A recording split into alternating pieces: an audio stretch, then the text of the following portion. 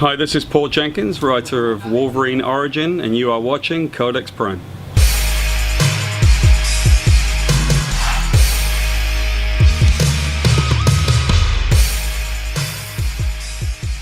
What's going on, everybody? My name is Victor Omoayo of the Codex Prime podcast, and with me is Byrd. You should know me. Come on, man. Of course, man. Come on, man. Anyway, with us today at Rah-Coco's is Paul Jenkins and Joe Pruett of AfterShock Comics. How's it going, fellas? It's going great. Thanks for having us here. Thanks for coming. Thanks for being on the show. Our pleasure. So definitely tell us about yourselves. Huh? Well, I'm Joe Pruett, as Lee said. I'm the publisher, CCO of AfterShock Comics. I'm also the writer for a series we do called Black Eyed Kids. Been in the business about 28 years. And I'm only at my mid-30s, so I started really young. So we started AfterShock about, year and a half publishing. About 2.5 years ago we started it. Awesome. We come out and do great books with great creators. And also me. And also Paul. See, I was actually letting that one slide this time. Thank you. And actually Paul was the first, probably the first guy I grabbed to do work at AfterShock because I'm a big fan. Not only is he, extremely devastating, good-looking British gentleman, I was a lifelong friend too. Well, not lifelong, 28 years. 20-something So years. that's pretty much lifelong. Yeah, and I actually the first book that AfterShock did was a book that I wrote called Replica. Right. So that was actually the first one that you guys printed. Yep. And then I've been doing a couple more because I am a guy. I've been through the mainstream. I've done a lot of them. I did the Origin of Wolverine and the Century in Inhumans and so on. But really, my love is in storytelling. And so back with Marvel Knights, I think that they used to say to us all the time, you do whatever you want. But at a certain point, the business kind of changes and that doesn't become true anymore. So I always am driven by the stuff. It's true with AfterShock. It is true with AfterShock. Well, that's where I was getting to in a really long-winded and British way. Yes. Yeah. So how did you get into writing for comic books from the way began? Well, I studied to be an actor. I studied film and television, and This guy right here. yeah, and I came to the United States of America, and I was teaching music and drama to learning disabled children. Oh, awesome. And I went to Massachusetts actually, chasing a girl whose father actually shot at me across the sand dunes of Cape Cod with a pistol, which was awesome. Really? So welcome to America. He must have met you. Yeah, he met me. Yeah, no, he knew me, and he was like, "That's it." But I met the guys that had this black and white comic book called the Teenage Mutant Ninja Turtles, and all of a sudden, boom, it exploded. And so I was the second, third employee there. Really? And it went nuts. And so we ended up exploding, and then I was in editorial and publishing, and then at a certain point I really wanted to be a writer because I was editing people like Neil Gaiman and Alan Moore, and they were so brilliant, and I thought, I like the way they write, and I see a lot of product that I don't think has got that same care and attention. I think I've got something to add. So I went to San Diego Comic-Con and I met the editor of Hellblazer and said, "Hey, you need a new writer?" And he said, "Well, yeah, but what have you written?" And I said, "Well, I've never written anything." Hired. And 6 weeks later, I was the new writer of Hellblazer. So That is awesome. So you really just went all the way across the country, just took a shot in the dark, and yeah. And then, the funniest thing is, I think because I didn't know I couldn't do it, I just did it. And for some reason, when they gave me the job, I was like, okay, well, that's what I asked for. So I wasn't that surprised. I should have been. Well, surprisingly, it was good. Yeah, So. Surprisingly, it was halfway decent. But I cut my teeth with, Lou Stathis as my editor and working with Sean Phillips on Hellblazer. And I actually wrote more issues of that book than anybody. So, done it for a long time. wow. And what are some other writers and artists that that you draw inspiration from? People whose works make you more motivated to create more. Besides me. Joe. Joe. I have like a really weird and eclectic set of stuff that I like. For example, I'm a dad. I love my kids, and I have a 6-year-old and an 11-year-old, and they're totally crazy little boys, and I want to make stuff for them. I want to make stuff that's all ages, so that we read it and we get something out of it. A little bit like Sesame Street, right? Where we think it's funny because of different reasons, and little kids think it's funny because it's a Cookie Monster, right? There's a guy, Andy Runton, who does a book called Owly, and Owly is the most honest storytelling. There's not done with words, just a little owl, and he's got a little worm that sits on his head, and it's his best friend. I like really weird stuff like that, and I'm not going to be following the sort of Marvel DC crossover stuff, so I'm not going to be their audience. I learned from Alan Moore, Neil Gaiman, and people like that, so they're probably people that I still follow their work. You know? Yeah. Now you, Joe, where did you draw inspiration from?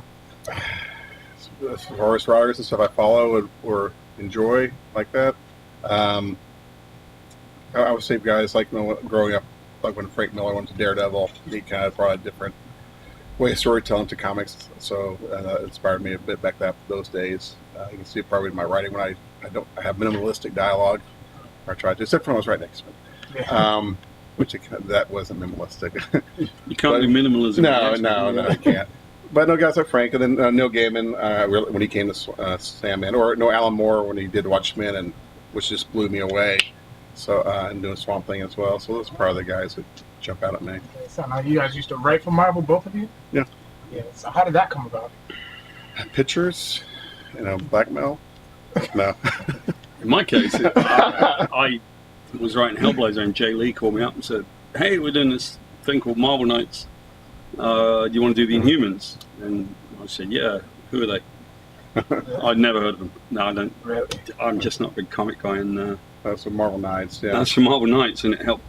We won an Eisner Award, so that didn't do too Well, bad. that's awesome. Yeah. No, I think where I got to Marvel I was working at Caliber Comics in the 90s. I was a creative director there, and I also did an anthology book called Negative Burn for years, and a few other things I wrote as well. I was writing, I guess, Image also at the time. And there was a magazine article published in England that said Marvel was headhunting fresh voices from the independent marketplace. And listed in the article was myself and like Brian Bendis and David Mack and Phil Hester and Indy Robinson. All these guys, we were all working together, Caliber. So we all got on the phone with each other going, "Hey, do you know who wrote this? Or who the anonymous source of Marvel was?" And none of us knew who it was, so we guessed. And I said, "Okay, fine, I'll call him up." And it wasn't the right guy. He said, "Well, send me your work anyway." And so I sent it to him, and the next thing I know, I was writing X-Men comics. I'm like, "Well, we know how that just happened, but oh well, it'll be fine." And now you know, who was it who recommended Brian Bendis to Joe Quesada? Was it you? That's correct. Yeah. Now, have you guys met Stan Lee before at all? Yeah, I've been once or twice. Yeah. He wouldn't know who the heck I was, though. But Stan doesn't remember anybody, so that's like a... He is up there, so probably. He's always been like It that. was actually just across from us at Dragon Con last He was, weekend. yeah. Really? Yeah, Stan, like one of the best moments of my career, although I'm not really into like meeting people and all that, I don't care about fame and stuff, but I did have a good moment where Joe Quesada called me up and said, "I thought you'd like to know this." I was just talking to Stan, and it was about the Sentry, this character that I created, and I said, "Yeah, oh, good. Like, he knows what the Sentry is." He said that he wanted me to give you a message. He wanted to say, "Tell that boy he's a genius." Awesome. That's from Stan. Nice. That's like that's something that I I said wouldn't even know what to do with myself. I get a compliment like that. From I'll take that to my... Well, so I had Great. something similar to a bit with my mom. Your mum said you're a genius? Yeah. Well, Stan said your mum was a genius. And you would know. Ooh. There you go. Burn. And tell us about your work on AfterShock Comics and how that came to be. Well, about 4 years ago, I was actually working with a bunch of prominent comic creators, including Paul, about forming a new company, like a new image, owned by comic creators. Mm-hmm. And we were putting that together, and we needed money. So I remember this guy who was a executive at Mainly Pictures in LA. He had optioned one of my properties, small caliber properties at the time. And then he left the company and it kind of fell apart. But every time I go to LA, we would have like a lunch or something, we became friends. And I remember one of the conversations he said that one thing he does is help raises financing for films. So 8 months later, that sentence came back in my mind. I said, "Hey, I know someone who raises financing." You reach out to him. So that went through that. That being Lee Kramer, who's our president for AfterShock right now. So that company, it kind of didn't happen because our investor it turned out to be in a crook and try to steal everything, all the rights and stuff. I'm not kidding. I'm on the phone with him one day, contract's coming tomorrow. Sign up. We'll put money in the bank. I get the contract. It's a hostile takeover. And I'm like, I was just on the phone with you yesterday, and we went through all the things we've been talking about for 8 months, and then it's not in this contract. Nothing's in this contract except for you own everything. I can leave it to blah blah blah. So we say, take off. And well, I remember going through those phone calls with you, and Joe was busy trying to put it here and put it there and do spreadsheets and finances and stuff like that. And he'd bend my ear on the phone all the time. I'd listen to him crying himself to sleep on his big pillow. Well, every time we thought we had it ready, yeah, it was like, okay, what if I give you a little bit less money? Yeah, like it was this close, and then finally AfterShock came through, and that's it's like 2 years later, I get a phone call from Lee. He goes, hey, would you still be interested in putting the company together again? I was like, okay. And instead of doing the same company, there's a different version of the company. And then this time it happened. So. Okay, that's awesome. So what would you say that your favorite pieces of work from AfterShock so far? Besides the stuff that we each write individually, anything Paul writes, of course. No, I don't really mean that. My favorite titles are AfterShock. Okay, besides Paul's. I love American Monster, Brian Azzarello. Animosity is a fun read, too. I mean, obviously, I'm going to say I like everything that we do. But those are the first two that jump out, aside from Paul and my stuff. I genuinely don't ever tell anyone I said this. You're not allowed to say anything. I genuinely do like Black Eyed Kids. I think it's a really good book. That's his book. And can I get a copy of this? YouTube. I like Animosity too. I think that's a really clever book. I was really quirky because I liked Second Sight, and it wasn't one of the highest selling books, but I thought it was a really good book. So I like stuff that no one likes. Well, this guy right here.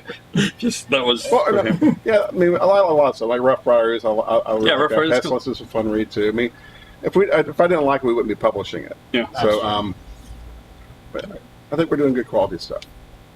Great. So what brings you to North America for your tour? Well, because we live in North America, for one thing. Okay, that's one. The second one, we're up in the Boston and the Providence area, is I decided that what we want to do is go out and meet the fans and meet the retailers face to face. Because as we're a growing company, and we are a growing company, we're doing, every 6 months we'll get a nice little bump in sales. I think it's important for us to make that FaceTime, especially with the retailers, because they're our partners in all of this. We're not doing this alone. If they're not selling us, we're not selling. Yeah, like the comic book industry is such a quirky industry, right? Because it's really one of the only industries where you have to sell to the sales force. Like, you don't really... I'm that guy. You don't really... usually you send through a distributor, but you sell directly to the distributor and all of that kind of stuff. But in this case, your distribution doesn't go to a customer, it goes to the sales force. And then the sales force have to speculate, and then they get stuck with the returns. So the direct market in comics is really challenging.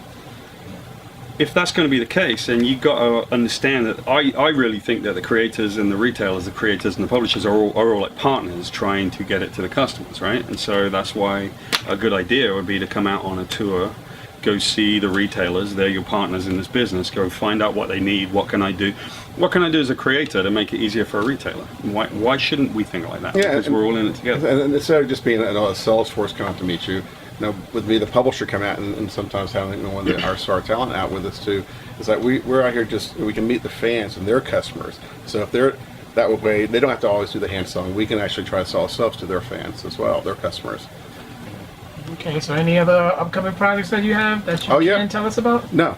Oh, okay. We have some new books coming out this month. We have Dark Art from Cullen Bunn and Juan Doe. It's coming out it's this week or next.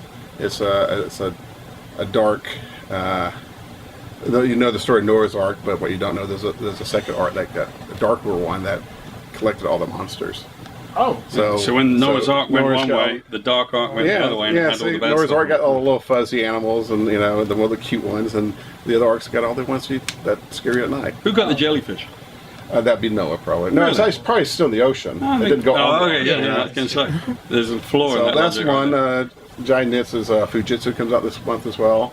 And then we have Animosity Evolution, a spin-off Animosity series, spinning off of the Animosity The Rise miniseries that debuts in October. And then Tim Seeley's Brilliant Trash. debuts in November. And then we do have some new stuff in the first quarter of the year. Not announced yet, but another new project from Paul, another new project from somebody who's presently, let me skip by for 1 second. I saw it here a second ago. Maybe somebody who's presently doing some stuff with AfterShock who I can't name because it hasn't been announced yet, but if you can see the video. It rhymes with this. It rhymes with this person. It's like rhymes with Darth Ennis or Guinness. Darth Guinness. Darth Guinness. That's Darth it. Guinness. Yeah. That's like the guy in Star Wars that was always drunk. Darth Guinness. So where can we find? So where can we find you guys? Well, right here, right now, you can find us in front of you. But You're so funny. you can find us everywhere. I mean, we are doing the North American tour. I am trying to figure out where I'm at next. I'll be in Southern Pennsylvania next week, along with Baltimore Comic Con. Okay. And then I'm going legs in Houston, legs in Denver, legs in the D.C. area, Virginia, Delaware, and Maryland, Florida. I mean, I'm doing this probably through March. Oh, okay. So I'm going to spend 7 months going out, meeting the retailers and their customers. Find me on Facebook and my Paul Jenkins on Twitter. All right. All right. Well, we thank you very much for No problem, buddy. joining Thanks us. for having us out here. Cheers, guys. Codex, we'll see y'all later, right? Yes. All right. Peace.